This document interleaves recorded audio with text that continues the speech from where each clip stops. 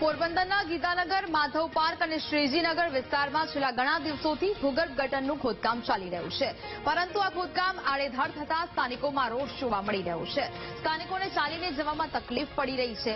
રજૂઆત છતાં કોઈ કાર્યવાહી નથી થઈ રહી।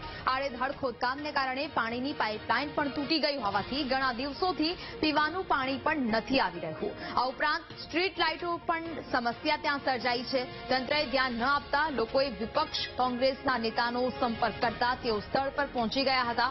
કોન્ટ્રાક્ટર પાસે તેમણે ટેન્ડરની શરતની કોપી માંગી હતી, જોકે કોન્ટ્રાક્ટરે તેમને ઉડાવ જવાબ આપતા કોંગ્રેસના નેતાએ કોન્ટ્રાક્ટરને રસ્તાને સમથળ કરી ડાયવર્ઝન આપવા અને સાઇનબોર્ડ મૂકવાનો નિયમ સમજાવ્યો હતો। તો અહીં આરસીસી નો રોડ હતું એ ખોદીને ખાડા કરી નાખ્યા અને એટલા બધા ગેસ લાઈન આ જે ગટર ને જે બને છે પણ વ્યવસ્થિત નથી કરતા, સિસ્ટમેટિક કામ નથી થતું અને લાઇટો સ્ટ્રીટ લાઇટો વહી જાય છે એ નથી અને જીબીમાં ફોન કરીએ તો એ પણ નથી ઉપાડતા, હરખીતે જવાબ નથી દેતા। કેટલી વાર ચાલતા ચાલતા આવી ગરમીમાં અમારે લાઇટો વહી જાય। પાણી છે તો પાણી 10-10 દિવસથી નથી આવતું। પાણીની સમસ્યા, હવે આ ઉનાળામાં અમારે પાણી, લાઇટ આ બધું તો જોઈએ ને ભાઈ। અમારે લોકોને ગાય ગોધાની બધી બહુ તકલીફો છે। ચાલવામાં અમને રસ્તામાં ખાડા ટેકરામાં પડી જવાની બીક લાગે છે। અમે એજ વાળા લોકો કહેવાય, અમારું આ લોકોએ ધ્યાન રાખવું જોઈએ કે જવાબ દેવો જોઈએ। રોડ બરાબર બનાવતા નથી, ખોદીને જતા રહે, પછી કઈ એનો નિકાલ કરતા નથી કે ભાઈ ચાલો પાછું ખોદવું તો આપણે પાછું સરખા રસ્તા કરી દે। પાણી, મીઠા પાણીના પ્રોબ્લેમ છે, કોઈ આવતું નથી પાણી, 10-10 દિવસ સુધી પાણી નથી આવતા। લાઈન ખોદે, બધા રોડ ખોદે, પછી લાઈન સંધાય નહીં એટલે અમારે પાણી આવે નહીં, તો અહીં અમારે બધી કેટલી તકલીફો છે। પાણીની લાઈન લગભગ સમજો ને 10-12 દિવસથી પાણી આવતું નથી। બધાને પ્રોબ્લેમ છે। જે રેગ્યુલર પાણી આવવું જોઈએ એક દિવસ આવે છે, એક દિવસ નથી આવતું। તો અત્યારે તો 12 દિવસથી પાણી પણ નથી આવતું।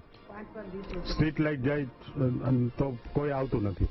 એટલે માધવ પાર્ક એવો એરિયા કંઈ છે કે અમે વેરો નથી ભરતા કે એવું કંઈ છે, તો અમે તો બધું ભરીએ જ છીએ, તો કેમ અમને કેમ આટલી અગવડ આ બધી હેરાન કરવાની? ઓલી મહાનગરપાલિકામાં વોર્ડ નંબર 2 ખાપટ ભરાવવામાં આવ્યું છે, ત્યારથી આજ સુધી વોર્ડ નંબર 2 અને ખાપટ ગ્રામજનો પીડાતા જ આવે છે।